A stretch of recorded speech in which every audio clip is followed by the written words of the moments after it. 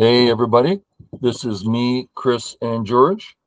You'll notice I just got a haircut, shorter than I ever have, and it's strange feeling it. So this morning, we're going to have Chris give George 6 stones, which is a huge handicap. Terrifying.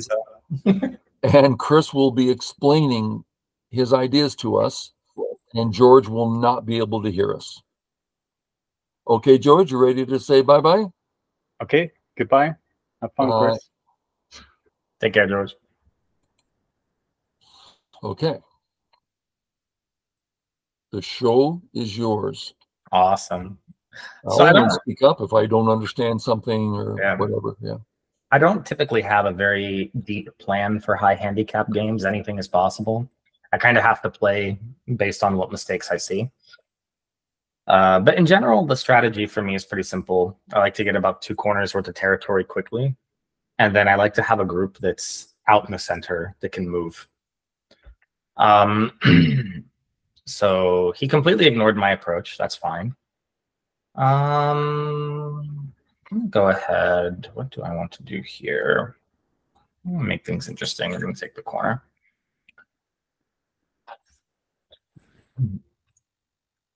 Yeah.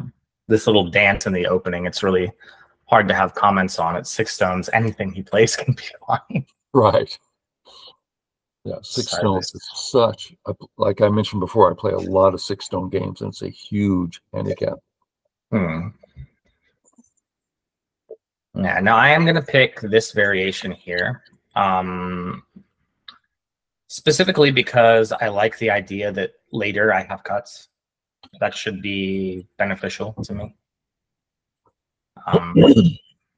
To some degree, I'm going to have to rely on tactics at some point to gain an advantage, but right now it's pretty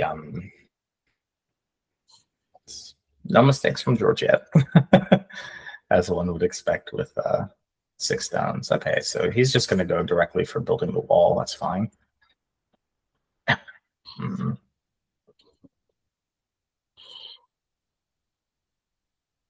No gain yet for white. Nope, nothing yet. That's a big handicap. Yep. If George can maintain his solid stance the whole game, it should be quite impossible to win. But I'm going to try to sniff out some chinks in the armor. We'll see. One of the things that I find players at the 1-down level tend to struggle with is how to use the 2 side stones in 6-stone handicap games. Even up to 3-down, the understanding of how to use stones like D10 and Q10 is pretty low. So if I can make those 2 stones bad placement, it's usually going to be an okay result for me. Just be simple. I've gotten 1 corner so far, potential to get the second one in R17. I have my group that's facing the center. So my opening plan is more or less complete. Now, how much trouble can I cause with this F4 position? This is the puzzle I'm going to try to solve. Yeah. And I'm playing high here instead of low because I need him to attack me to create weaknesses to then exploit them. Yeah. If I had played super conservatively at like K3 and like, oh no, please, I need to just be alive, don't attack me, I'm going to lose the game very quickly. So exactly. Yeah. 4th line for sure. I can see George deep in thought. That's good. Yeah. You've trained him well. Yeah, I've been following the handicap games on YouTube. I watch them quite often.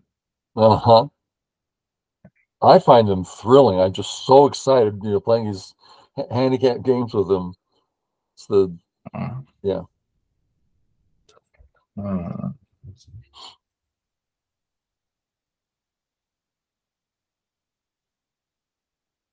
Okay, so now he's coming back to this one. Can't be a mistake. Now we try to break.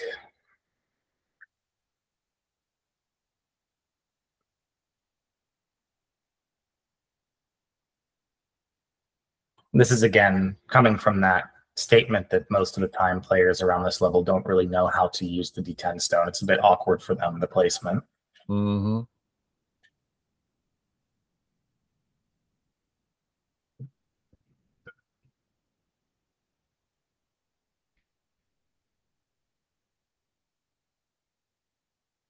Oh, it's closing the corner off. Okay, that's a bit submissive, isn't it? Yeah, giving you some freedom in here. I see. Oh, that one, I'm going to call it a mistake. That one slow move by black, all of a sudden, I'm seeing a dead black wall. Possibly. Now, that's an extreme overstatement, but that's exactly what I'm thinking if I'm white. Yeah. Now I'm just dialing in on that plan I had, right? Yeah. Punish the D10 stone, because now in the Tawari, it's in a really weird spot. D10 is not where you want the stone when you have B5. You want the stone on the third line in that shape.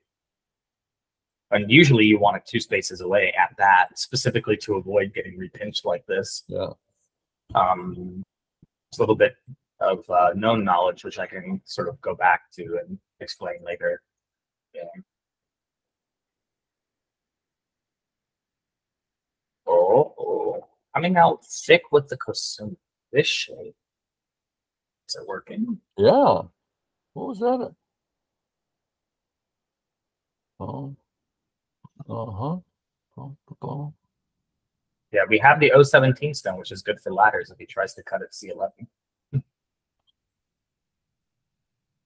That stone giving support on the top can be useful. He is going to cut me. Wow, how aggressive. Oh. Is he going to push at C12 and fight? There's no way he Ataris, right? Atari, I think, would just be a mistake.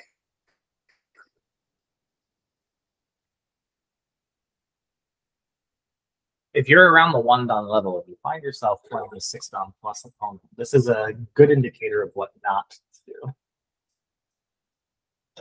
He did play the fighting. How fierce, George. How fierce. Okay, let's test your fighting skill. Now, viewers, you heard me a minute ago talk about the dead black wall. And it's a stupid thing to even talk about, but you see it developing step by step. I've killed that wall so many times because black thinks, oh, I'm so strong there. Well, not exactly. Yeah. It's a bit tricky, that wall. A lot hinges on your ability to play your D10 extension stone properly. When that stone gets broken, it's like the most fragile point of the whole black position. This Atari should not be a good exchange, pushing from behind, driving white to the center. Typically in that shape, it's going to be a lot better for black to just play the Hane. There's really no reason to make this D13 exchange. So this one seems to be white has gained a little bit. Now black has lost a liberty on the outside. Black can connect underneath at B14, but it's a really, really passive connection. Considering that this left side was where all of black's stones were. It was black's biggest area of strength if black only manages to achieve connection on the second line.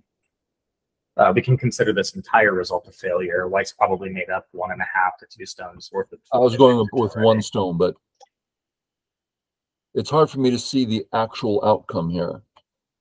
So I kept it down to 1 stone you've gained. Okay.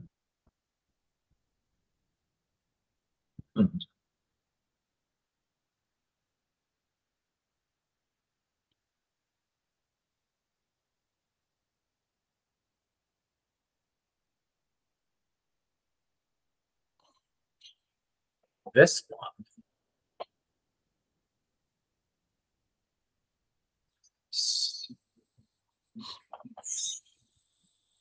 That one can't be good. I was wondering if you're going to take that or not. Yeah, I think it's a must. Now that white's thick on the left-hand side, it's nearly impossible for white to attack the bottom effectively. Yeah.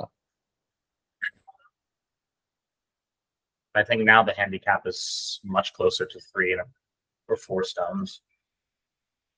Yeah, I would have gone with 4. Yeah, this result is like, holy cow. Now, black does have Sente, and black is extremely strong. Well, that's silly. I mean, black had the corner tied up. There's no reason for that. Yeah, black loses out on the pincer around h3, h4 later, or the slide at h2, which can steal white space. Okay.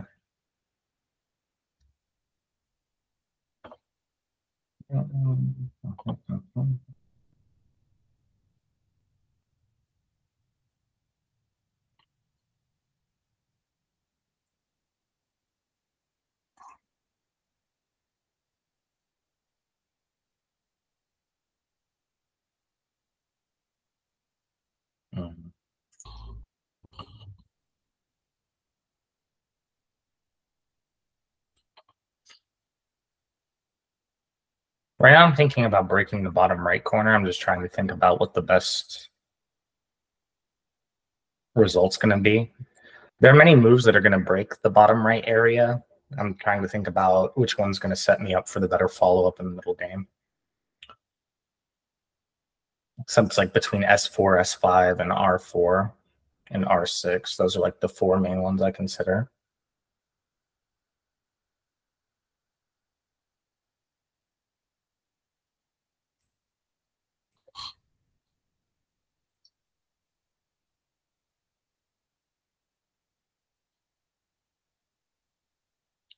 Now, the benefit of this one,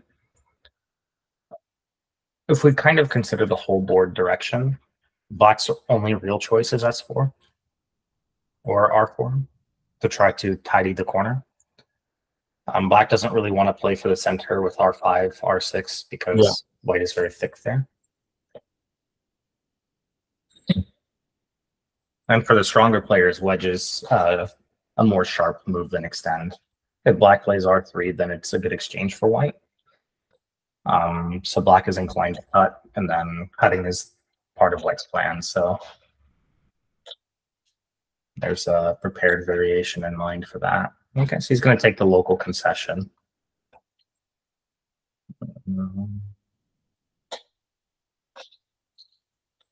Next consideration is the Q5 push, but on high handicap, that one's not really Sente, so I'm just going to take my base.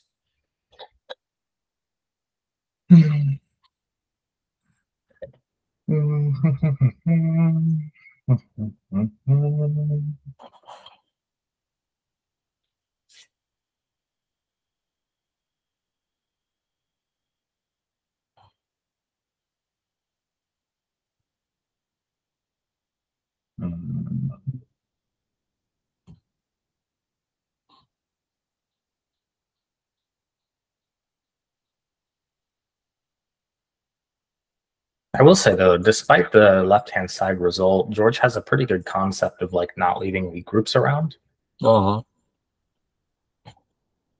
It's a little bit difficult to find good tactics if they play that way. Where will you go next, George? Pawning at the head of 2 stones is obvious, but which side is he going to block on? I really don't know. Oh, he's not. Extend. Isn't that one a bit soft? I guess it's solid enough. Okay. I get a little bit more from that exchange, though, so I'm not upset about it.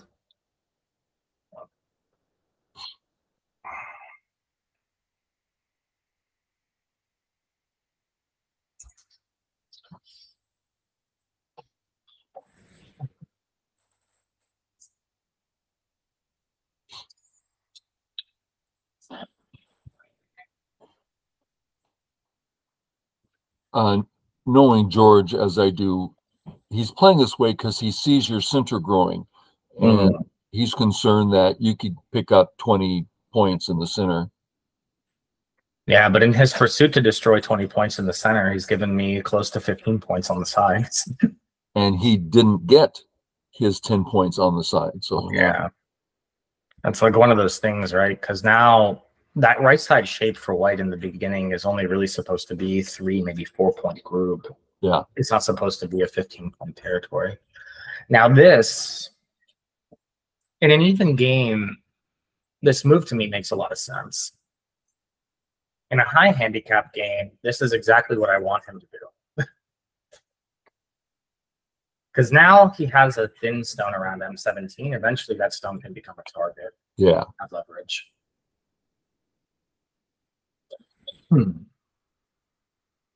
This is a sort of well-known way to live this shape. Yeah, I remember when the Koreans came up with it, and everyone's going, "What? You can't ignore it. What are you doing?" It's like, no, it's totally fine. It's small, but white got sente from it, so.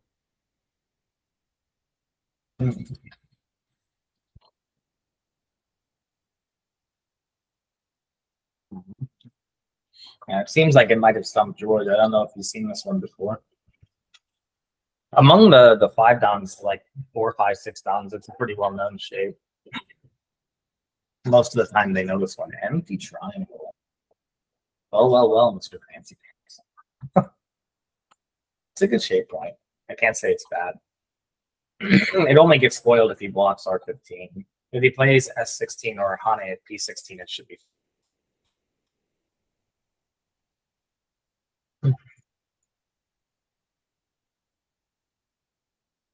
What do you think the chances are he's going to block this move?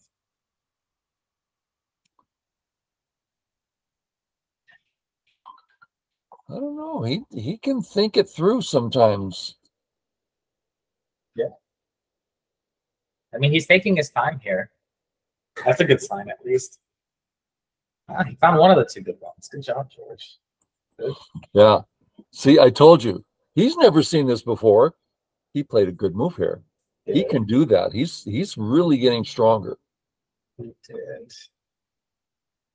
Okay. You just stay nice and flexible. The wall at Q12, although it does have a cutting weakness later, is still a thick group. We will respect the thickness. We will play lightly. Yeah. I will maybe induce him to cut at P15 so I can sacrifice some stones and kill that wall. Yeah. And sometimes you have to take liberties. Even if they're your own to get a good result.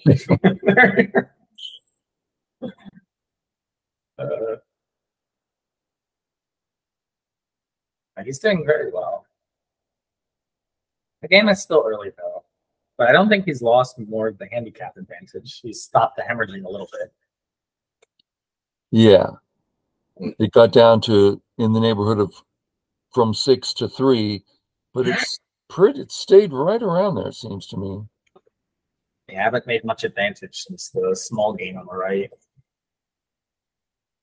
If I can punish the Q11 direction a little bit more, I can probably whittle it down to 2. Nice. Yeah. Okay. I don't like this one for you, George. I think you're getting a little too ahead of yourself, your friend. How to go? This is where we put on our deep reading goggles.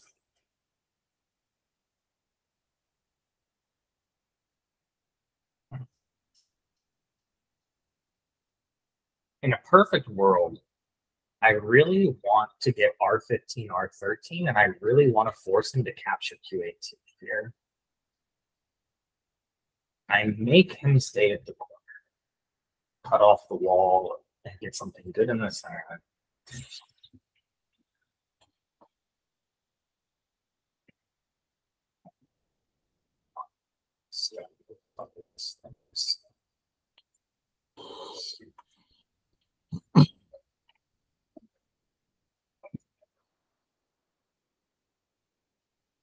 So I have to use my time. Don't worry. Do I want the stone on the outside?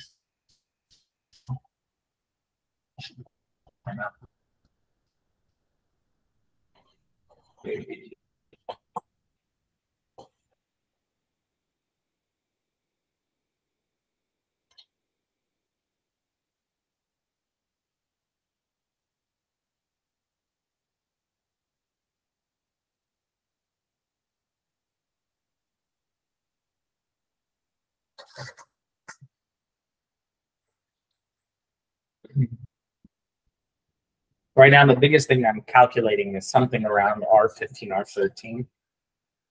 If I can engineer enough cutting Aji here with enough support in the center to catch the woman,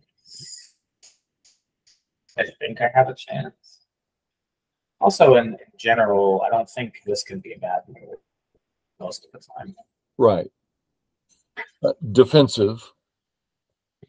And he's got that 4-stone wall in the center with a Hane with some knights moves and some weakness there. So we're seeing a potential thing to do.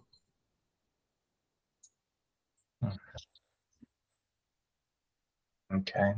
I'm being a little cheeky with this one. White should probably connect. But I want to get a little bit of value intermezzo before I play N14. Of course, the drawback is black can push through, but if black pushes through, I can take the stone on the top. It's not small. Right, not small.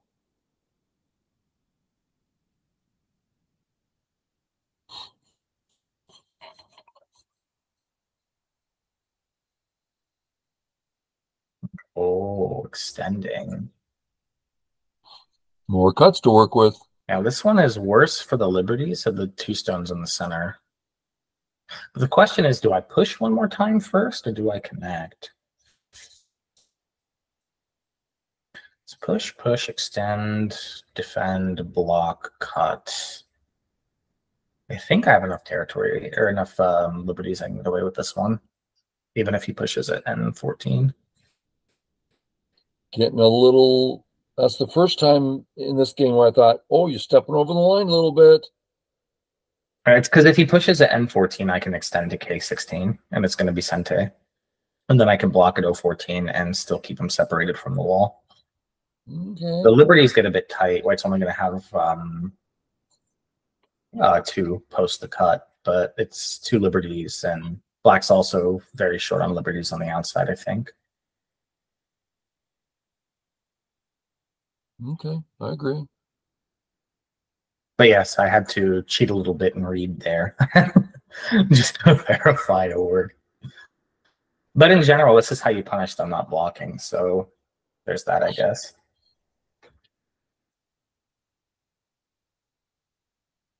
He's just going to extend. Now that's really submissive. White's going to gain quite a bit in the center from this. So I think he slipped a little here. Yeah, and now we're less concerned about him pushing at N14 because we're out and we can counterplay, and it's much easier now. Mm-hmm.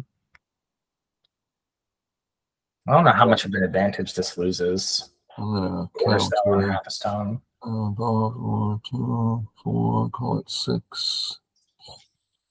8, 10, 12, 14, 15, 18, call it 20. 2, 4, 6, 8, 4, 36, 8, 42, 44, 45. Under 50 for black.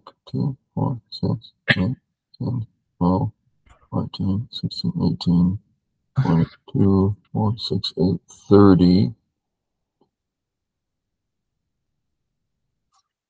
We've got another 2 stones, but the position has become favorable for white. Yes. And that's going to create a lot in the future. The problem is now if black commits a move to defending the 3 stones, it's Gote. But if white pushes a J18, they're just dead. And then all these exchanges are terrible for black. Yeah. I don't think there's a single 2-move combination on this board outside of trying to attack the bottom somehow that could justify Tanuki here. Yeah. Now the cut at F16 is like, uh-oh, we got some things going on. Yeah, the top group for black isn't alive in this shape. It's like the L+2 at J18, H18, and that's not a locally living shape for black on top. You can kill it with the mouse stealing oil Tesuji. It's like well-known life and death. So if that group does get cut off in the future, which this exchange is helping me do, actually, this is a really bad exchange for that cut in the center. Then yeah, I think there's a lot of hidden dangers for black here if black is not careful. Now I think we're getting close to the neighborhood of 2.5. Yeah.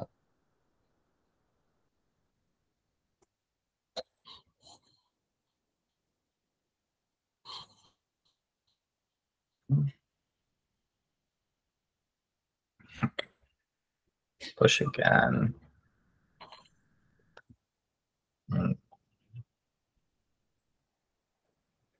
Extending isn't small. Am I concerned about it? Push, cut, extend. Can't really get anything out of that, I suppose.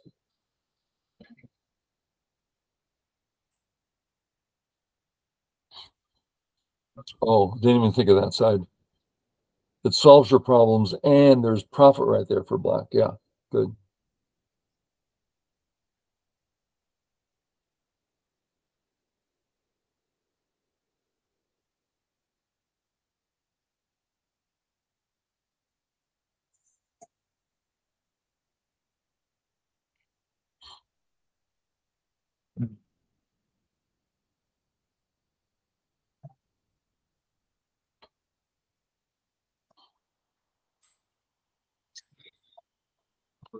I did a video recently, which I titled Dominoes, because it just happens so often. He leaves a weakness.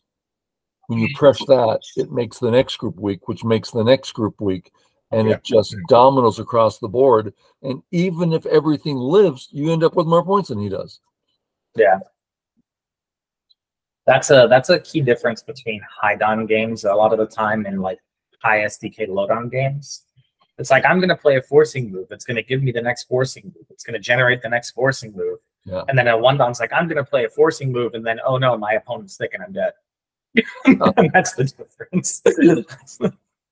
You know, learning how to use your Aji in a way where you set up the next play versus just kill everything. Because a lot of people will play a move like a peep or something, like, oh, I'm using the Aji. It's like, no, you're wasting the Aji. Yeah. There's a difference. It's like you're not setting up anything better. You're just removing all your potential. Don't do that. This one is removing potential from black, but it's also preparing to play like Q13 in the future type of move. This push, I guess his plan is to hide. Yeah, seems okay, I suppose. I mean, there's no way he cuts here. He's just dead. On a very big scale, he cuts. So they have to be okay, right?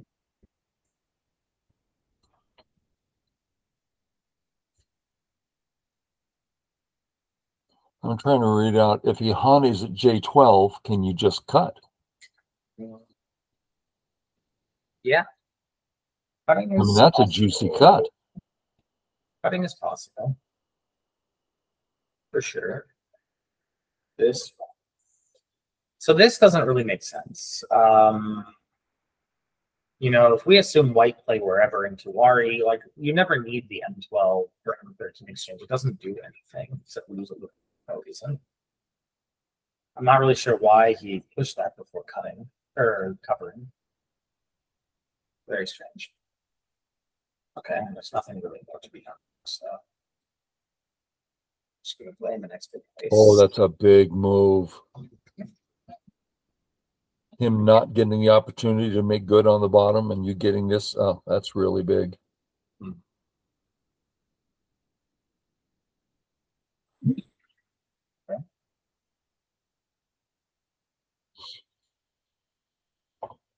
Yeah, this is all like local technique for players that may or may not have seen it before. Basically, I want to know, is he going to cut or is he going to connect? If he cuts, I can drive up the P line and damage the corner. Right. This Atari is a bad exchange. Generally speaking, Atari is usually a bad exchange. There's no reason to fix this weakness for white before connecting. If you just connect, I have a weakness, and nothing I play there is Senpai. Right. If we look at the Tawari, it's like he connected O2, I played M3, and then he played N4Y. Yeah. I don't really understand it. What's the next biggest thing? It's probably removing the plant that's big enough. And now this group is a fortress and is preparing. Okay, I guess he accidentally passed or something. I don't know. Maybe he made a move, but he asked for an undo. Cool. Now I'm preparing to play the end game. Although there's still some interesting questions left. There's the Aji in the Q13 area. There's the cut at F16 still. Some other miscellaneous edge territories. This is usually a part of the game where weaker players don't know where to play next. They find it difficult to find the next move. I think he's still slightly better as far as position, like points on the board goes.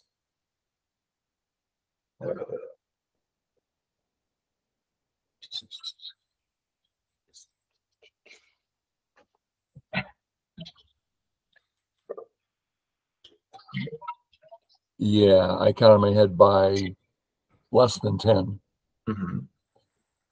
So things are pretty much on track. Yeah. I think through the end game, I have enough to win. Generally speaking, weaker players are going to hemorrhage a lot of points. Yeah. In the end game. And all I need is a half point here or 1 point there over the course of 20 exchanges in the end game, and all of a sudden I'm winning.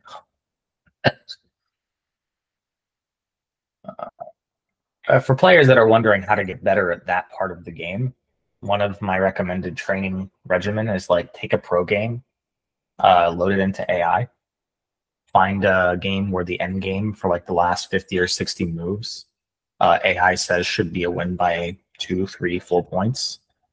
Go back to the start of that end game and then play against the AI and try to win by the amount that the AI says you should win by. You'll learn very quickly how to evaluate endgame patterns based on proper sizing, and you'll be able to figure out how to play good endgame from there.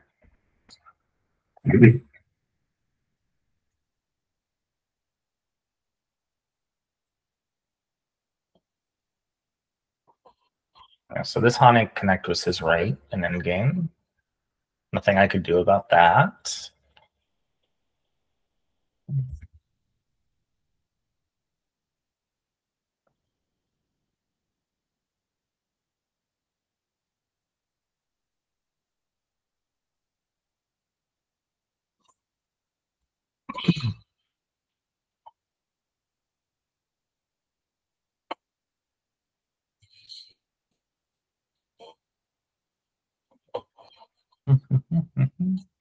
How funny would it be if we get to the end and I lose by half a point?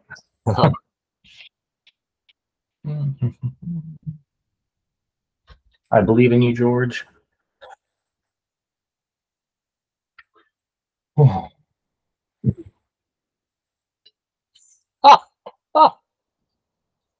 That one surprised me. My move against me. Okay. I call it my move. It's really just my favorite move, but okay. Okay, George, I see you. I can't say it's a mistake. Does he know how to play it, though? Yeah, I mean, he's looking for an extra 10 points in the center there. If he can figure out how to play this type of move properly, I think he'll still win. But if he misplays this move, he's going to give up 5 or 10 points pretty quickly. Yeah. Oh, he's shaking his head now. Yeah. I think he didn't consider M4 as a response.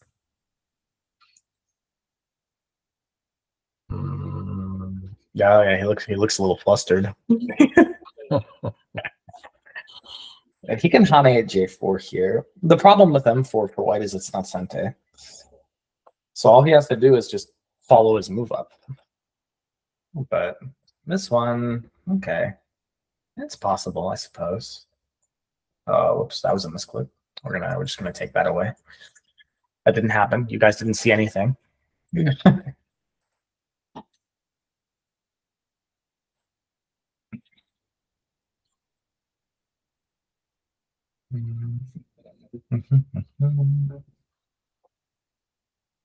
Yeah. Okay. Um,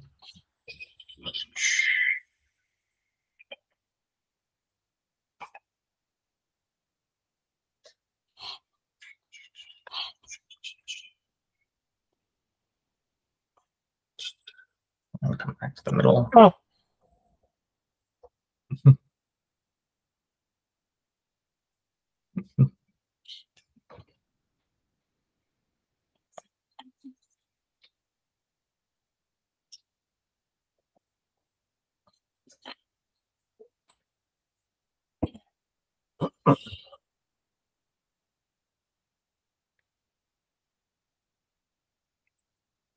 Hmm. That one's losing points. Okay, now to count again.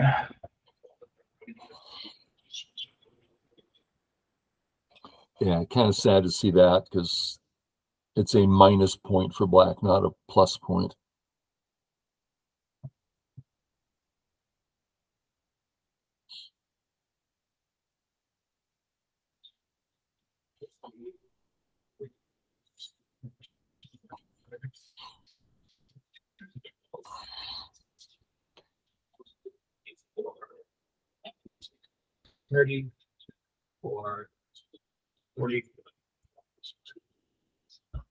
Okay, on the board as it stands right now,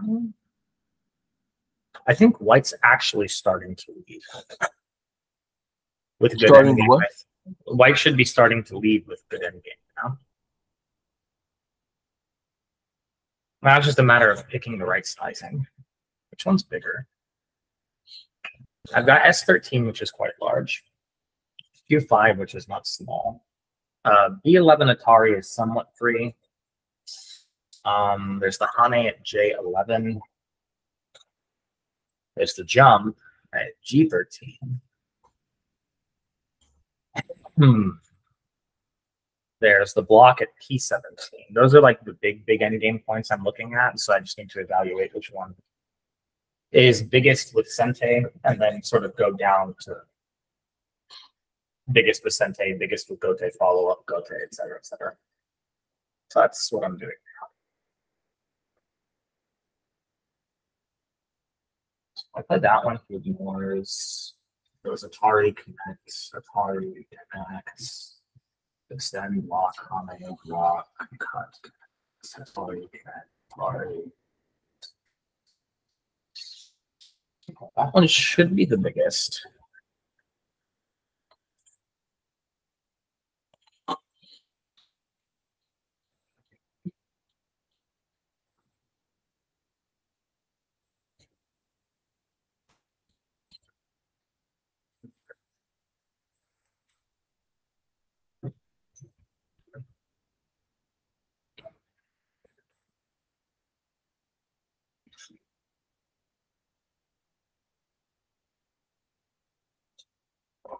How do you feel about your end game?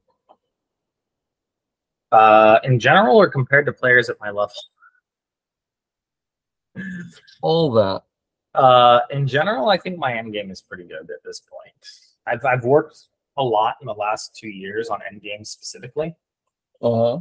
And I feel like I've definitely improved. Against other players at my level, I think my end game still needs quite a bit of work. Uh-huh. Like if I was to play Stanislaw or like Mateusz Surma from Europe, I think both of them have better end game than me. But against certain players like that I've played against in the AGA and some other players from EGF, I think my end game is better than theirs. I would say it's good enough. My end game is poor. Maybe we could do an end game class on one of our Thursdays. Yeah, that could be good. That could be very good. Because I certainly have questions and others do too.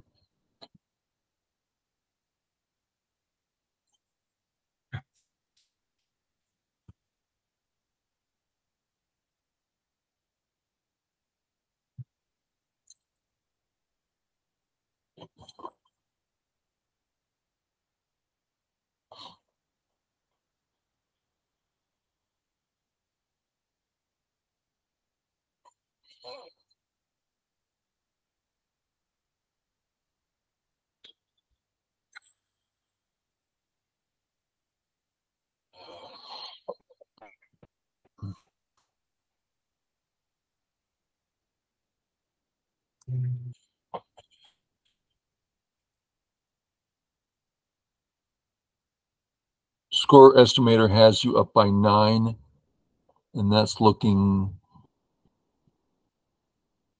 reasonable.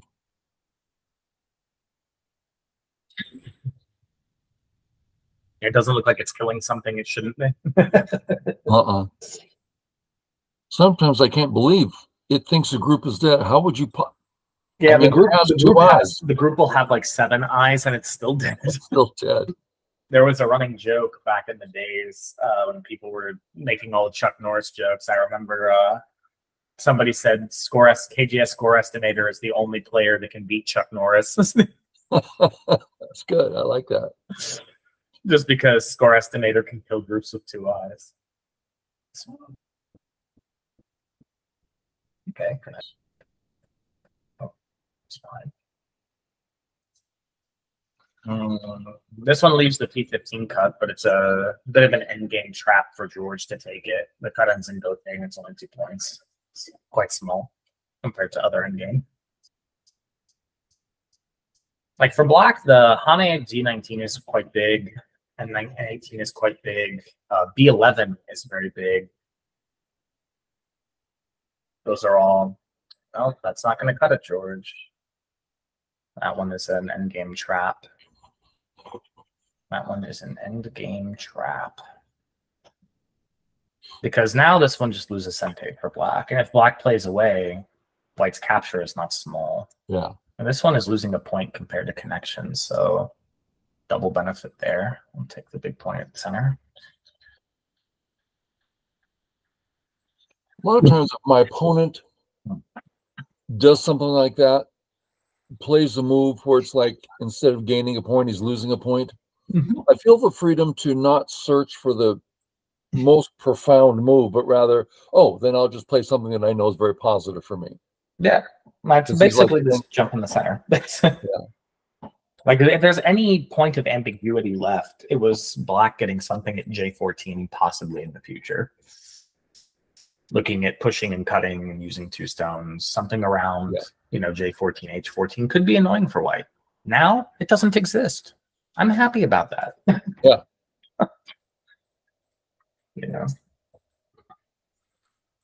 Still plenty of good endgame for George on the board. There's the T5, which is a big Sente for him. My T4 Hane Connect is a reverse Sente for me. He's got B7, B11. He's got an 18. He's got G19. There's still the J12 Hane at the center, which is quite positive for black. Although he chooses to extend instead of Hane, which is possible, I suppose. I don't know if it's better than Hane. Hane is probably worth more in endgame. I would imagine this is at least a point worse, but there's no cut. So, in regards to the video, do you think we should play this out all the way to the last dame? Or should we start thinking, well, clearly white's ahead, so we can stop anytime? Let me double count real quick. 2, 4, 6, 8, 12, 14, 16, 18, 21, 22, 23,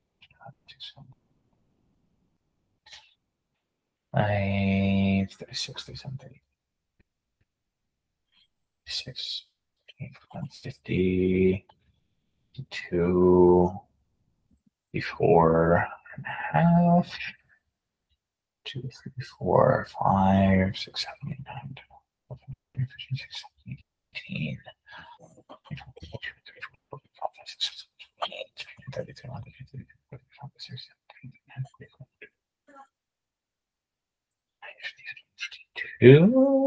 I think it's close enough still that okay, you played a little more.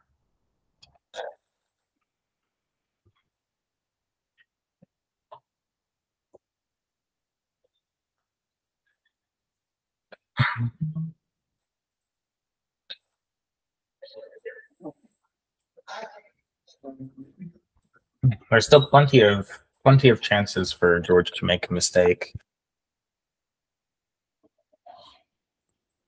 Okay.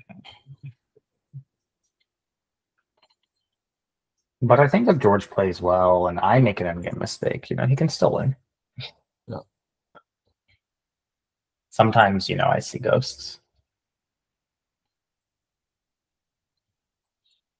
Early on, you developed your left side C10 group. Mm-hmm. You got that capture, which made it, I don't want to say rock solid, but gosh darn near rock solid. Mm-hmm. And ever since then, no one's... Sorry about that. I dropped my water bottle.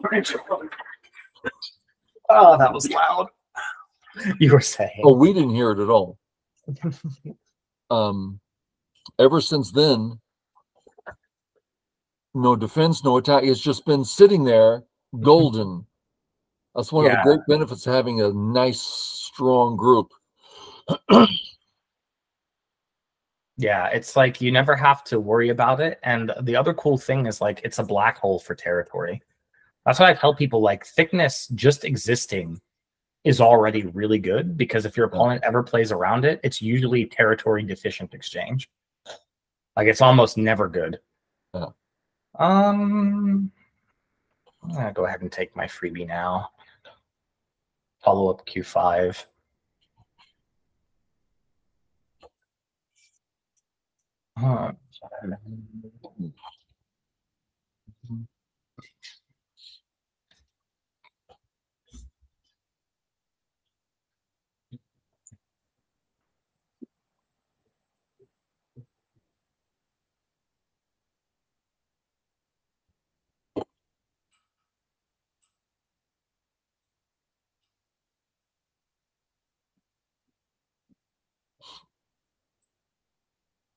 Okay, blocked. This was an opportunity for black to take Sente again if there was anything bigger.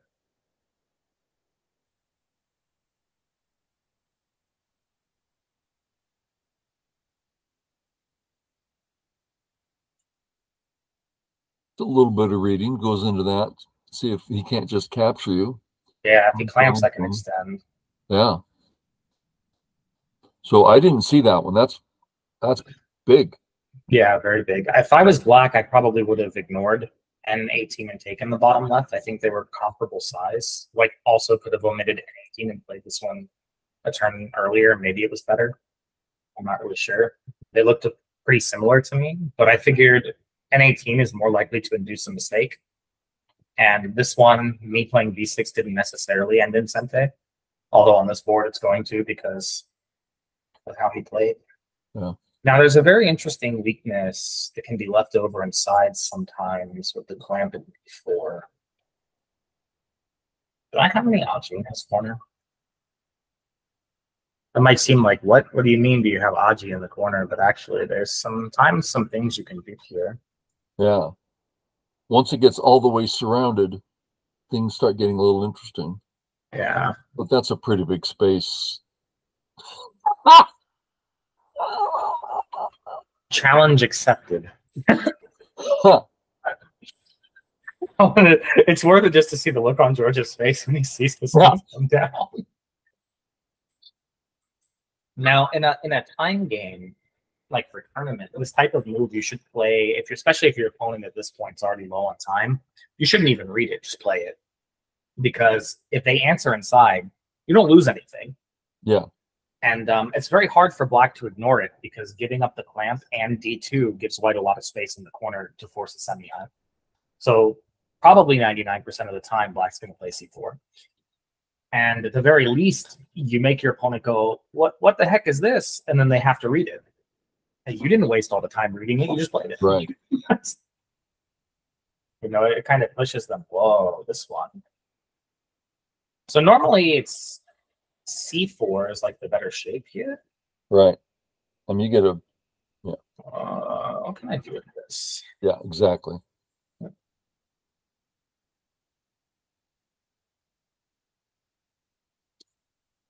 So that placement gave you a little bit of extra territory in the lower center. Yeah. We can come to J7 next if he connects. The N1 reverse Sente is also not small.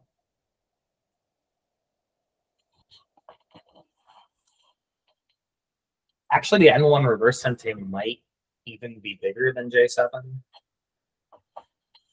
because we have the O4 cut follow-up after N1.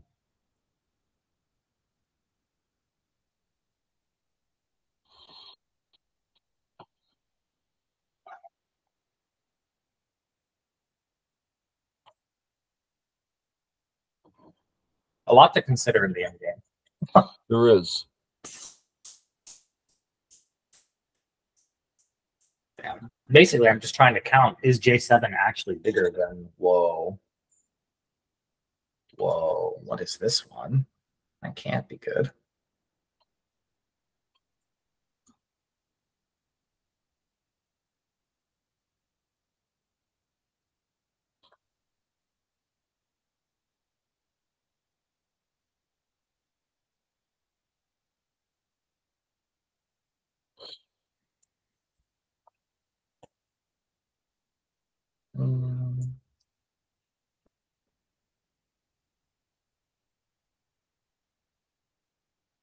Wait a minute, is that Sente? Not directly, but the follow-up is quite big. Because I have extended C2 to create liberties in the corner and squeeze him more. Okay, he answered. Good enough for me. We're going to come back to this one. This N1 move is huge. I don't know if it's bigger than J7, but it looks big enough given the follow-up, so I think it's probably urgent enough to play it. Yeah, the difference there is pretty big. So for viewers, some of these might look like small 1 or 2 point moves, but more value than the number is the characteristic. I mean, is it Sente? Is it double Sente? Is it double Gote? These are much more important values than, you know, oh, 5 points. 5 points in what? Yeah, like a 5-point Gote move is oftentimes worse than a 3-point Sente. Oh, yeah. So we would prioritize the 3-point Sente. Like, I think the multiplier, from what I've heard, is like Sente, you multiply by 2. And it's like, okay, so if it's 3 points in Sente, that's the equivalent to a 6-point Gote, roughly. Double Gote, you divide by 4. If it's a 6-point move in double Gote, it's worth 6 divided by 4. It's very small. Yeah, I've heard all that in the past. If it's like double Sente, it's like times 4 type of thing. This one's quite big too. The squeeze is not small. This is not technically Sente, but the squeeze is not small. It's right. three points in Gote with a Sente 2-point follow-up. It's you know, it's in the neighborhood of 5 points roughly. Okay, well that makes that easier. And Black is losing a tempo in endgame with this one. Now it is Sente, and it wasn't supposed to be. So him losing Sente here loses quite a bit of points.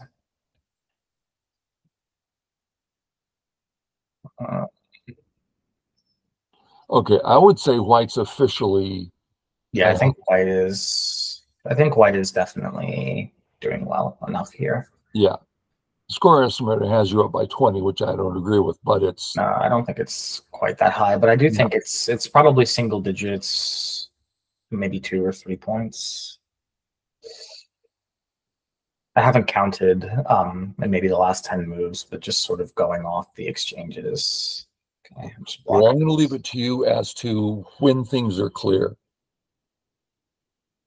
Let me just double check. I'm going to count again really fast. Push block, connect, push block, 1, 2, 3, 4, 5, 6, 7, 8, 9, 10, 11, 12, 13, 14, 16, 17, 18, 19, 20, 21, 22, 23, 24, 25, 26, 27, 28,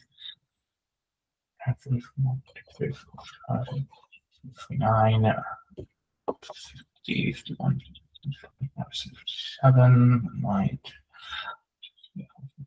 8, 9, 10, 12, 13, 14, 16, 18, 19, 20, 21, 22, 23, 24,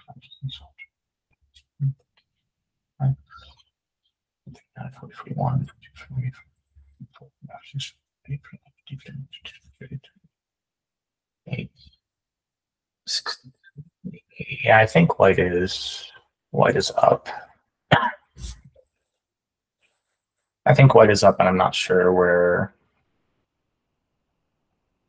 Like, I'm gonna lose this lead, to be honest. Well, you're not sounding all the way sure, so we'll let a couple more moves pass here. Yeah, this push is big. This push is big. No choice. Oh,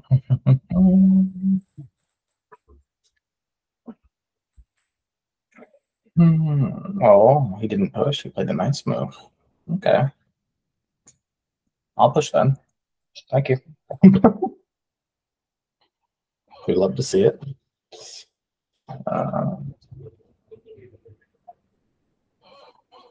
One of the two pawns is so many decisions in endgame. Yeah. If you want to play an accurate endgame, I'm not sure I've ever done that. It's so difficult. So many moves, so many variations. Yeah. Count them all up. I'm not going to do anything super accurate. I'm just kind of rough estimating the size of each move. I'm just trying to hit the bigger ones. Like this one, I'm not really sure if M19 or S19 were the better Hanes, which first line topside Hane was better. I don't think this one can be bad. N17 is kind of like a freebie point for me if he doesn't push in it now. So that's at least that's got like the follow up, whereas S19 didn't really have one and answered. Hane's big. Hane's very big.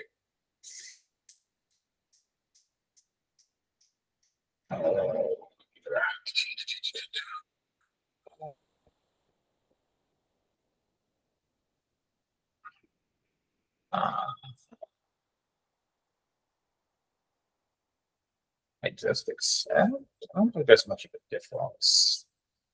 No, I'm surprised. You could have played N17, and if you guys go for the exchange, yours is bigger, right? True. 4, 6, 8. True.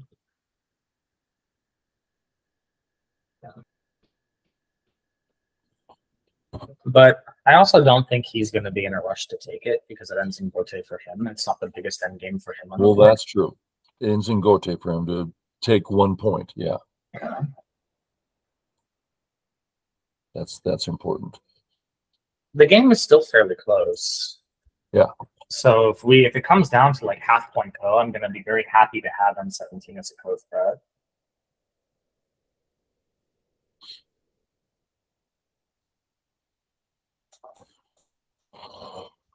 Endgame is hard. That one's not small. I agree. It's not the tiniest.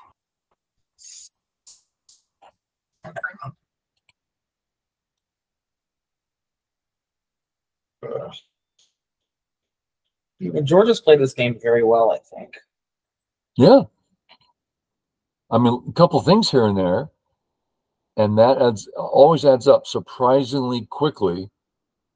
But he's held out in the second half of the game pretty stubbornly. Pretty stubbornly. This one.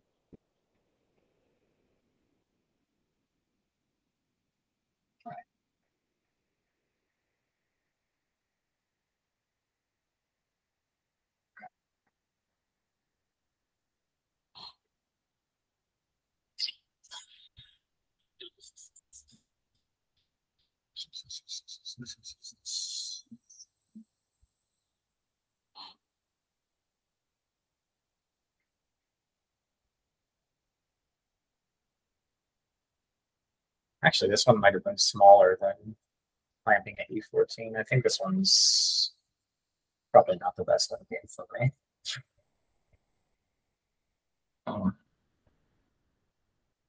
Please, George, answer for the one time and don't extend at F11. You'll be my hero.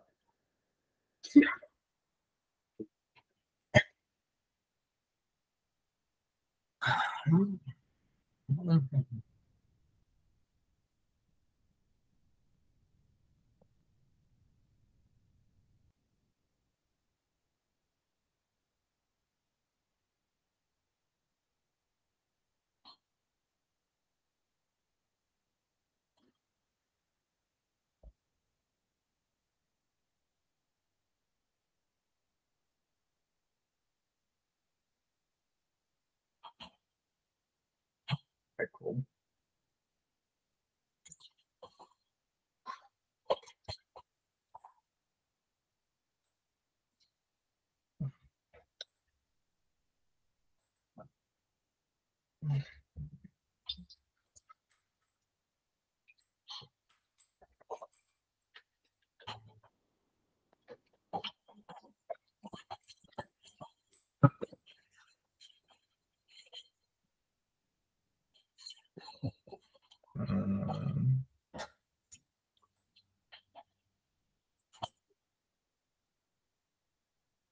Yeah, you got some Aji there.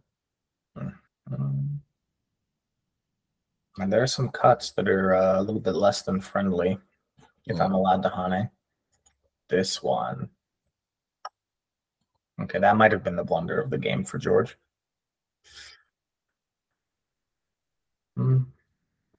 I don't think he considered this cut into P9. Yeah. Into O9, into Atari at P10. It took me a minute to see it. And now the game is, I think, very clearly over. Yeah. We can stop here. Okay.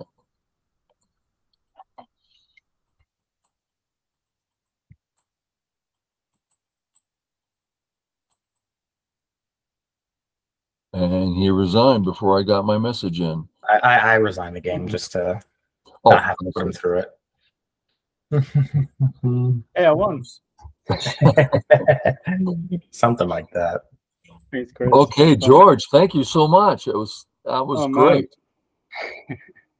We kept I asked Chris a few times, when do we think about, do we play till the last move or till, when it's simply clear? And he was saying, it's still close enough. If I make a mistake, George can still win. But we had white ahead for the last while by a small amount. And this, of course, puts it over. Yeah. I think when you blocked N11, you probably missed that this combination existed. I knew there was RG there. I just knew it was so close that if I backed down even for an instant, I would lose. So I wasn't sure if it worked, but So I gave Lance control. Go ahead. You're the one that's going to tell us the interesting things. You had a couple of variations you wanted to look at. Yeah.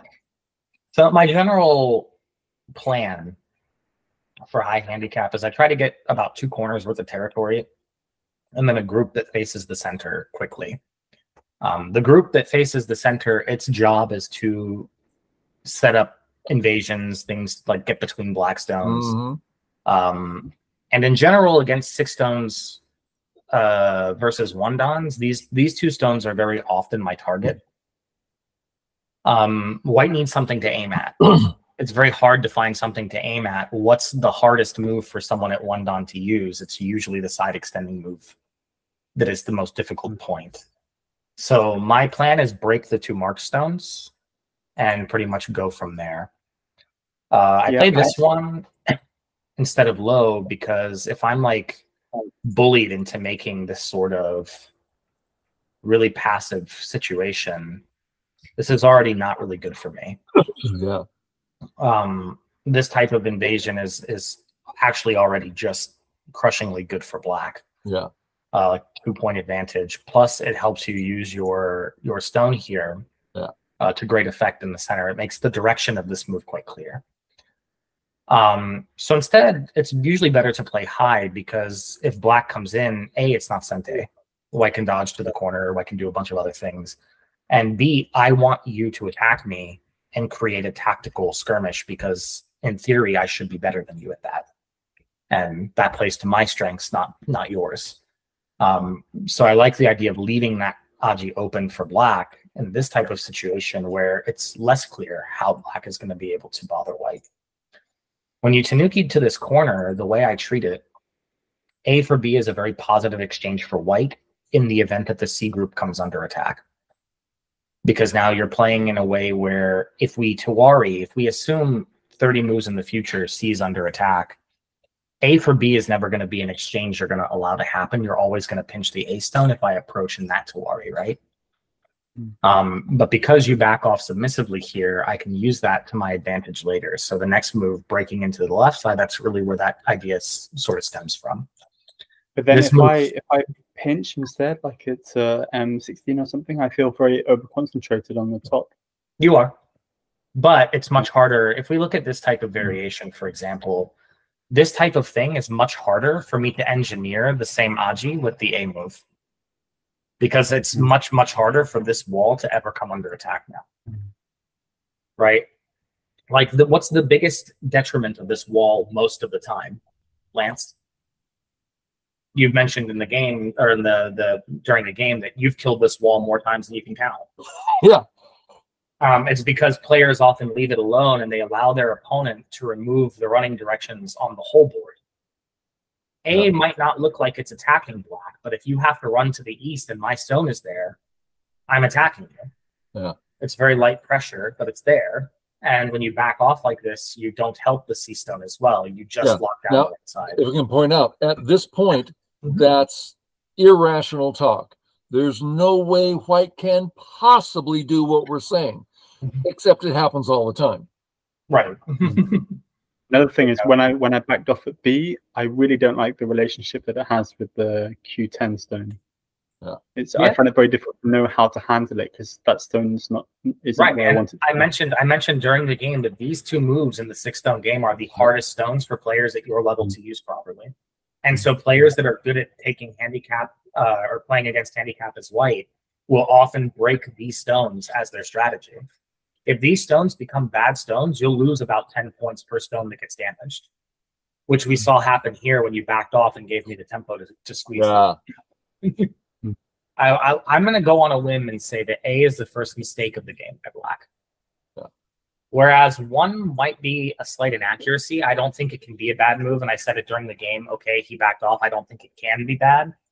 What I really mean is I wouldn't play it. On the whole board, I don't think it's appropriate. But the move itself is like 85, 90%. Yeah, easily, it can't be a bad move. Locally, it can't be bad. It's 100% locally, but on the whole board, it's like a 90%, maybe 85% move. It can't be bad. But it can be inaccurate. It's not the best direction, all things considered. But A can be bad, and it absolutely is bad on this board, in my opinion. Yeah. Could you go back to where I played A? Okay. Yeah, I think one thing you have to understand, George, the purpose of these 3 stones is not defense. You are not interested in the corner. If you want the corner, that needs to be here. When you're playing the high stone, there's always the balance.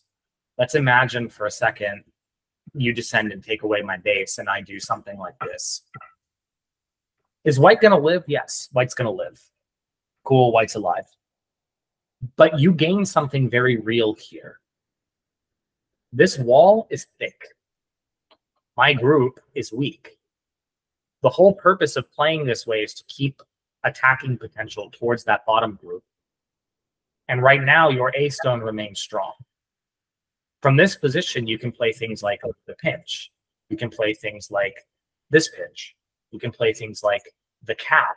All of these are positive moves that are affecting white in a very negative way, all because white decided taking the corner and giving black thickness was the most important thing on the board, which is questionable direction in a handicap game. Mm-hmm. Especially a handicap game of this magnitude where black making good on his presence in the center with A and B are so important. Yeah. This would be very weird direction for white at this point. So as black, we shouldn't look at the corner and go, oh no, my points. It's not. Yeah, classic. Yeah. Not. I wasn't really thinking about points, more about stability. And if I kind of have a stable position there, so then it should have been this one. Okay. Yeah. It should have either been this one or it should have been counterattack. Get stable. Yeah. There's this thing about attack and defense. It's layered. So your basic attack and defense, my opponent is attacking me. I'm going to play a single purpose defensive move. That would be something like this or this or this, where like if we ignore the fact white is pinched for a second, the primary focus is get stable, give my opponent the next move, see what he's going to do with it. It shouldn't bother me. I'm stable. The second layer is looking at the board and going, my opponent is attacking my corner and he is not strong here. if my opponent is weak, therefore I am strong. Attack the weak group. Yeah. And this is defend by attacking principle. It's much more efficient when you can to defend by attacking than to defend by spending a move in Gote playing defense. Yeah, and that move works so well with all my other moves on the board pretty much, but this one doesn't do anything, does it? It's just, yeah. Right. There's a lot of positives to coming out. You're surrounding, you're gaining space at the center, you're keeping white separated. You've taken away one of white's natural jumping points that white would have played to stabilize the group. Your O3 stone is low, strong, prepared to help you pounce inside or even above at H5 on the follow-up. There's a lot of positives to something like this. You had a question, Lance? Yeah, could you mark all the places you consider good for black? So take this off. Where's the black play? Let me remove the stuff. I think A is fine. I think B is okay. I think C is fine. I think D is okay. I think E is okay. I think F is okay. What about D8? D8 is probably fine too. I'm not a fan of directly touching white's weak stone. Like, is there a reason you want to help me there? Okay. It's a real question. I'm genuinely curious. Like, white's not just going to passively live, you know, right? Like, white is going to wedge and start trying to make good on things like that ladder breaker that I prepared in the top right corner for such a situation as this. Gojuan is actually a very big proponent of this particular relationship. In high handicap games, she does this to Q players and low dons all the time. The idea of trying to play this nice check to the side stone, specifically to get a wedge and have a working ladder with the ladder break in the corner. I don't think the positives of the attachment outweigh moves like D and E. Sure. Okay. Thank you. And that's my just my logic there anyway. But I think any of these are good options for black. The idea of C is we want run and then we come out. And if white pinches, we can just be solid. White doesn't really get a lot of leverage this way. Right? You had a question, Lance, or a statement?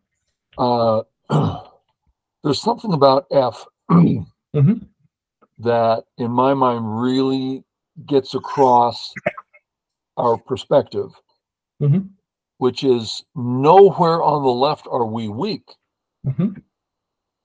So we actually don't need to play there at all. It's if we're going to play there, it's because of something else. For instance, the bottom, right, or outside influence, but to take, I better get some points. That's not even on our radar. Right. Yeah, the point should happen naturally. Yeah. So when Lance and I both saw B5, we kind of like in unison raised an eyebrow. Yeah. And I looked at this and I said, that can't be right. And then I pinched. Oops, that was not the pinch. There we go.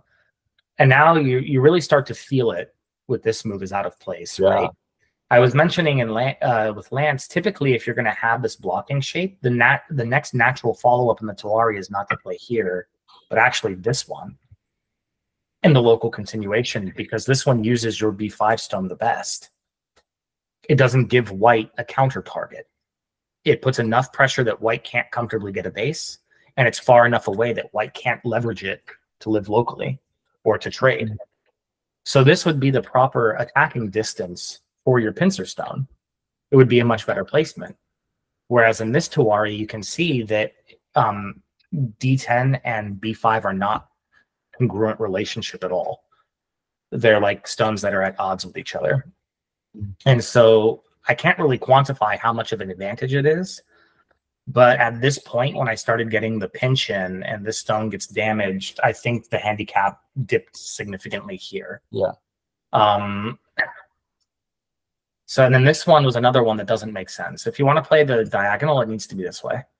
This is the right shape, because the idea is when white comes through, you can cut. Okay. Right? And you don't even have to cut. This move is Gote. You've already got the leading out move at D6 in the shape. You can just follow up and attack the bottom. Nothing that white's doing on the left is impressive at the moment. Yeah, second line move. Yeah. But when you engage in this type of conflict, and now I can come under, all of a sudden there's things like you can't play this Atari because I can extend and wrap around, and if you push, then I can just kill it. And then if you play the fighting move like you did in the game, You have to deal with things like this Hane, this extension. You know, there's a lot of really weird aji here. Like if we imagine even just like something like this, can black really be satisfied with the connection on the second line when if we go back just 10 moves, this whole left side was your area of strength. You have the most stones facing here. Yeah. To be reduced to a variation like this where you're barely alive on the second line is terrible. Yeah, yeah, sure. I would resign the game here as black. I regretted it almost instantly when I started yes. playing out these moves. I regretted it. Yeah, at this point, it would have been better just to give the left to white. Yeah. Mm. You know, you And can what play about this- playing like a B10 kind of move instead of the Kusumi splitting? possible. This one will very likely catch the A stone, but the A stone is not the important stone for white. Mm. Yeah. So white is going to use that leverage to bother the wall. Whoops. Maybe white will think about something like the peep, or white could think about playing this one. White's going to start moving against the wall to get leverage to settle. But I don't know if it's my whole thing would be if you can play A, why would you? Or if you can play B, why would you play C? When B has much more positives. B has a lot more positives on the board for you. You can still pinch the marked stone. You can still attack the bottom marked group. It seems to me that the center direction is much more profitable than anything you hope to get around C8. Yeah, and C's paying way too much attention to C to the white C8 stone, right? That doesn't really mean much. Right. Sure. This cut was a bad exchange. Very often when you have this option of playing A or B, A is better. B is what you play when you don't want white to connect, but you have to understand that this 1 for 2 is a push from behind. You're damaging your center group by removing liberties this way. Yeah. In some cases, that'll be perfectly fine. In a case where white would really like to get a thick group in the center for free, probably not okay. So Hane was probably a slight improvement to that. And then when I captured, this was, I didn't know what you were afraid of. I mean, you could just play this Atari to force white to connect, and at least then you have Aji to come out still. And if white captures, white can still capture in the shape, but now you don't need to play B14, and you've gained a point. So even in the Tawari, where white is going to get to the capture anyway, it's better for black. This one was just losing points locally. Now later, white can play this one, or white can play this one. And after white captures and becomes rock solid, the game gets a lot easier. I think at this point, it goes from being about 4 stones, or about 6 stones to about 4. Maybe 20, 25 points worth of advantage got erased in this whole left side fight. Yeah. This didn't make any sense at all to me either. It's very slow when you have A. You're giving me additional reinforcement. Like, why would you ever choose F2 over the pinch when the corner is not accessible to white? I don't have the dodge anymore. You extend and I'm dead. I can get a block, but then you attach and you cut, you're out. Or you can attach and Hane and it's a fight and white is weak. Yeah, I guess I thought that after your capture, that group on the bottom became much stronger, and therefore I become weaker, and I just... Well, it has more, but you remember you invested a whole move in Gote. Yeah, sure. This type of thing can only be possible if it actually anchors the corner and makes it rock solid. Yeah. At this point, you can treat this black group like a thickness, and you should use it like thickness. White can have some benefit from this group being thick, but we have to also remember, like, let's just imagine I'll have white pass for a second. As the fighting on the bottom gets bigger, eventually black might consider running that stone out. If that stone gets run out, A is not a real I. The white group is not alive yet. So a lot of this is contingent on white can treat the group like thickness, but the group is not truly thick until white spends that move and Gote and captures. The minute white does this, white's alive. You can't bother it anymore. But the value of one move is so hard in handicap, because when is white going to ever be able to find a way to get this move in Sente? It's not very likely, right? So a lot of what I have to do is bluff the thickness. I mean, I can use it like thickness. I'm strong. You don't have enough support around to tell me I can't. But I have to bluff it as thickness for a long time to get that value before capturing. So I think it's still good for black to play h3 and probe the white group, see what white's intentions with the bottom are. You can get some free benefit there. But this exchange just helped white for no reason, and you gave up another tempo and allowed me to settle my only other weak stone on the board. And why Q18 as opposed to the attachment? The attachment at this point, black can take Sente. Black can also double Hane, take Sente. Black can also extend and go for this. And in this variation, I wasn't really sure what I was doing with these 4 stones. Typically in this, white's going to play here and make a group, but it's not the best group for white. Later, black is going to get things like the press or the turn can have implications as well. I wasn't really a big fan of the shapes on this particular board. Black already has Q10, black already has H17. The attachment variations feel slightly worse when both sides are gone. I have a question here. Slide's a bit easier. So let's say you don't play here at all. So why make this Q18 if you're not going to stay? So in general, this exchange is profitable for white. We have like the concept of profit before running. But right now I have a Miai for the group to take a base or to get out to the center. So I get a little bit of profit by removing his kick. And then I can play in the slightly bigger place. If black ever pinches, I can come out this one or jump. And if black ignores, like in the game, then I can go back, settle the top side, and then having that exchange can't be a negative for white most of the time. It's unlikely I want to play this one, because if I play the 3-3 variation and give black a lot of influence in the center here, it makes his Q10 stone better, which I'm less of a fan of. And black R17 is probably a bit slow, right? Because I have this backup at Q10. Yeah, I would have ignored. Should play, I don't know, 15 or something. But I mean, there's many options. I don't think that this move is necessary for white. I just didn't want to invade and then give up the free exchange to black with the kick. Okay. Yeah, after this, I don't think he can kill me. So that being said, this one, George, the whole reason white plays this wedge is because when black blocks, it's 3 points worse than when white extends. Yeah, no, I was quite aware that I was getting the worst end of the stick by playing at A. I was just a bit afraid that something terrible would happen. Yeah, I was basically just reading out up here, and the plan was to get the free influence and then bother the side stone. It's playable for black. Either way, both are probably fine for you. I don't think either can be necessarily objectively wrong. There's another move white can play here, which is this one.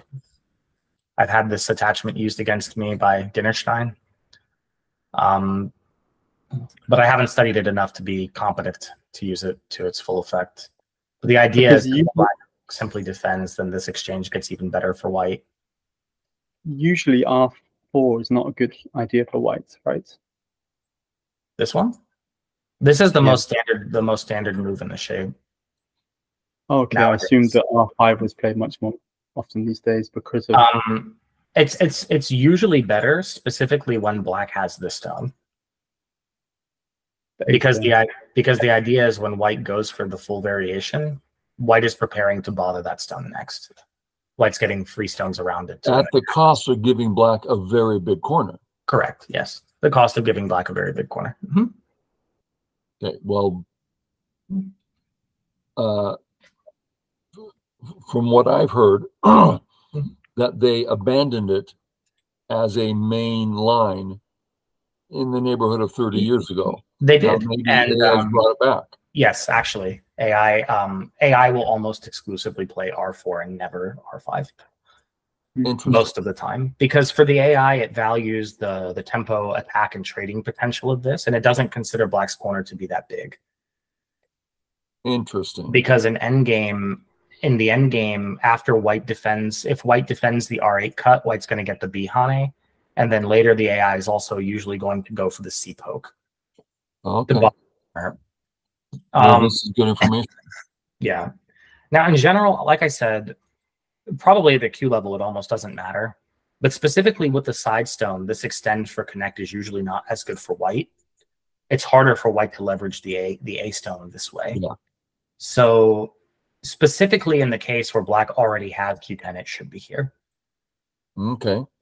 Because you're trying to get closer to that stone in a way where you can damage it. You were probably never doing anything productive against the corner anyway. In a handicap game, that's usually not where you're going to win the game from. Okay, good. That's helpful to me because I've been struggling with that shape for a while, thinking, well, I'm not supposed to do the other one. Yeah. It's like, well, I keep getting up so flat. Okay, good. Now here, this is a very interesting question. How to know A versus B. And so during the game, Lance, I think you mentioned you suspected George played B because he saw the white thickness and he wanted to erase some ghost territory white might get in the corner or in the center that's about 20 points. Was that actually the case, George? Yeah, that was my thinking, yeah. Yeah, so in doing that, you gave me 15 points for free on the right. Yeah. So that I'm always going to take that trade as the white player. That I don't think that can be bad for me. However, if you block and just double Hane, this is like textbook for black. There's not really a powerful refutation for white. If white comes below, black can simply Hane and connect. White can extend, but it's Gote. And now this way, black is making points and white is making significantly less points. The order of magnitude of 3 to 5 points or so. And you still get stones that face the center of the board and can help you remove some of that potential. Sure. So I question whether or not this direction was actually good. I think the only way you can really make that argument is by trying to force something like this. And then if white captures the one stone, you can Hane. And I think the shape is actually better for black here. But white gets significantly less territory this way. We can imagine white can either capture to be alive or white can consider connecting somehow. Probably capture is the most efficient to remove the Atari. But imagine you get this result where white gets 4, maybe 5 points in Gote on the right. Black still gets the wall. And like even this move can have some Sente value later against white because of things like Q6 and T5 Hane. Versus what happens in the game where white gets 12 to 15 points, black gets 4 stones connected by a knight's move that are still a potential target for white later in the future. Yeah. It just seems to me that the more forcing line here would have been a little bit better for black. I think when you back off like this and give the extra to white, the exchanges feel good for white. Like usually when white plays this move, it's supposed to be a mistake. Like textbook, this armpit hit is supposed to be bad because white gets squeezed, like very condensed. With very little territory, very over-concentrated. But that's not what ended up happening in the game. And so I was very, very happy with the result that we achieved. Sure. Thank you for your contribution. And then you come to consider this is fine. This is just a standard living method that I mentioned. For players 4 down and stronger, this is quite common. This was a rather cute move. I liked it. And you didn't the right move here, George. Yeah, you didn't play the bad move, which was good. This one is the one that gives white the block for free, right? Yeah. So we don't want to do that. We were kind of making bets, you know, is George is gonna fall for it, and then you play it a strong way. I was so proud of you. Yeah. Now I'm gonna let you marinate on this move and think about what you've done here for a second while I use the restroom, and you and Lance can talk about it real quick. Let me get my scroll. Yeah, sure. We'll be right back. Yeah, I really go ahead. You first. I found it very difficult to know how to attack this group, and also I wasn't quite sure how weak white really was.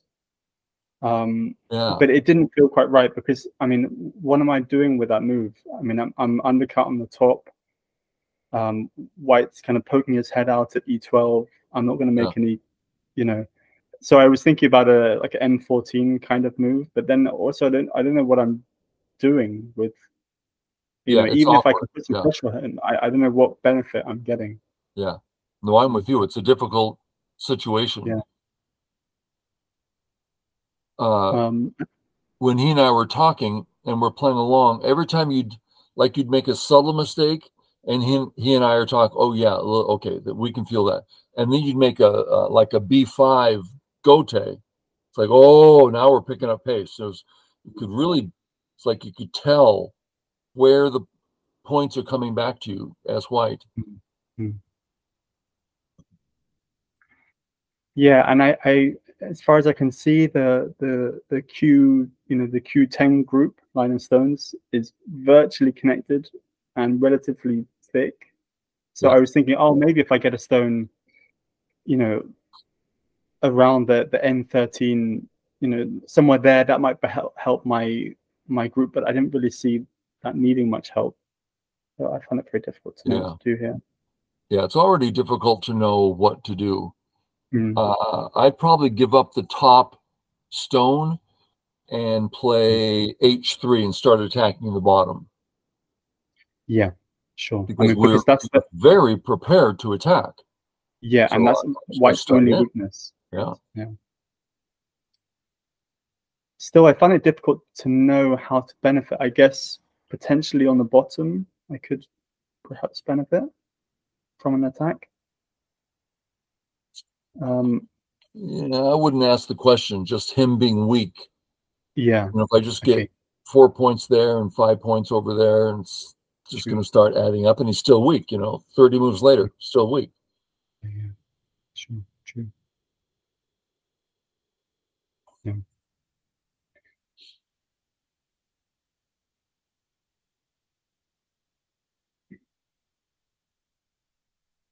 Yeah, I find it difficult to know where to go from here. Because actually there's not that much of the board left in contention, right? It's kind of surprisingly finished for this early in the game, in a way. Because it seems difficult for either of us to get much in the center. Yeah. It feels like endgame's going to start very early. Yeah. Now this does feel like an attack to me, so it's not like. But I just don't see a lot to do there. Maybe you got a couple points. We're edging up towards 2 hours here, so I'm going to try and encourage him first not to go all the way to the end. Sure. But we'll see. All right, sorry about that. I'm back. It's all right. I had to use the restroom. All right, so yeah, the reason I wanted to leave it off on this, in these types of handicap games, even though normally like in an even game, attacking white would probably be really, really strong like this. Realistically, you might want to do it in a slightly more thick way that doesn't leave a lot of leverage. When I see a move like this as white in high handicap game, the only thing I'm thinking is now I have chances. Yeah. All right, so you have to be on the lookout for tactics. This jump is aiming for things around A and B, but it's also getting ahead of you in the center. Way down the line, white might be looking at some cut around 1, and then I wonder, is the top black group going to live? Yeah. Just some things that are on white's mind. This exchange usually can't be good. Some wisdom from professional 5-dan Go Zhuan. 99% of the time in fighting, empty triangle can be a great move. The flip side of that coin is 99% of the time, most of the peeps we play are bad. And you have to think, if you're going to make an exchange that you know on paper is fixing a weakness your opponent has, you better have a darn good reason for fixing that weakness. What are you doing productive with M14 that justified removing cutting points from my shape? Yeah. I mean, my follow-up, assuming that you respond, was M12. And we were talking now about trying to find some potential benefit for black with this attack, and I don't really know how to do that. But I felt like, okay, at least I'm putting some pressure with that peep, and then the follow-up surround. But yeah, I struggle to know what to do here. Yeah. Let's take, for example, just simple basic move, one space jump. You're tied with white running to the center. Jump. You're tied with white running to the center. Generally speaking, if white wasn't so thick here, these would all be positive moves for black if these white stones didn't exist. Now, granted, on this board, maybe it doesn't work so well, so we have to think of something else. But if that result is not good, this result also therefore cannot be good unless I'm dead. Because if we assume that I live, what's the difference between you jumping this way versus the other one? Now, the only big difference here is that in this variation, I'm thick and you have multiple cutting points. There's a knight's move. There's a two-space jump. There's an ate at A that can sometimes be used to cut multiple ways. It's a weak point of your diagonal. So you take this shape, which leaves much more weaknesses in the position for black and where white is much thicker, and compare it to this one. They're not very different, except in this one, black has better shape. Sure. But they're both bad. Directionally, they're both bad. So it just doesn't make sense to play it, in my opinion. If you want to get ahead of the white group, you need to look at auxiliary places that can help you surround. For example, I have a weak group at 2. Why is it a weak group? I'm behind enemy lines. Blackstone here, Blackstone here. I'm behind enemy lines. Is the group going to die? No. Can you bother it? Absolutely. Now would be a good time for black to start poking around here. I just told George that that's where I would be playing, yeah. Yeah. Get some influence in the center, because if you get something around K6, let's imagine a Blackstone here, here, maybe here. All of a sudden, if we start running down the board, where is white running? Like, white's going to be running into Blackstones, right? Yeah. So we have to think. This isn't reading so much. It's like the Korean translation is kind of like a future sight skill, like foresight. The idea of thinking ahead to what is the game going to look like in 20 moves if we just do the basic jumping. Right now, basic jumping isn't great because white has friend at A and B. It's not possible. It can't be good, right? We're not getting any meaningful profit because white has removed the profit already with the presence of 4 stones. So the problem isn't so much that white has 4 stones. The problem is so much that when white is running, white has 2 friends white connects back to. If you can remove one of those by Sente, then when the running fight starts, white only has 1 friend and it's much easier to cut white. Right? At that point, when it gets there, all black has to do is play C. White's cut. Right? So we have to think ahead in that type of situation. I was very, very happy to see this. This type of thing was not very good for black. Now here was me getting a little cheeky. But there are just problems with my shape here, right? Yeah. I was trying to get more, probably connecting his Honte. I think most of the time I would recommend anyone playing white play here. The problem with this one is that it does leave the door open for black to trade. So like if white comes out, black can come through. Black does have potential towards the center that can grow because I have a weak group on the bottom. Now, sort of the benefit to white is that, you know, I still can think about moves like this in Sente. I can think about the Hane, which that's not a Hane. I can think about things like the Hane. I can think about things like taking topside territory. I'm not sure if it's better than blocking. I think if I play the game again, I just connect. When you extended here, the shape was not very good for you. Even the direct block would have been better. Because now when white's pushing through, I get this intermezzo extension, which is really good for my shape. If you come through now, it's a lot more solid for me to get the turn, right? So it's more likely black is going to answer, and then I can go here. And I can resist this fight. I have the liberties to fight this. Yeah. So at this point, it was already not working. When black extended again, now the shape is just completely separated, and the push at N14 was non-existent. Yeah. This was the next part where I think you lost pretty big chunk of the handicap. Yeah. Like the left side and then these exchanges on the top. Because these are just like parts that are like clearly better for white. Yeah, Chris, this was... We're coming up on 2 hours. Oh, wow. Yeah, that's quite a long time. So let's call it quits here. I mean, because we could easily spend another 2 hours on, you know, everything goes on and on. But this was really great. It was fun to see. It was fun that it got close. Yeah. And George, thanks for letting us pick on you. No problem. Anytime. Let's do it again. Okay, Awesome. viewers, we'll see you later. Thanks for joining us. Bye. I didn't realize it was 1 o'clock already.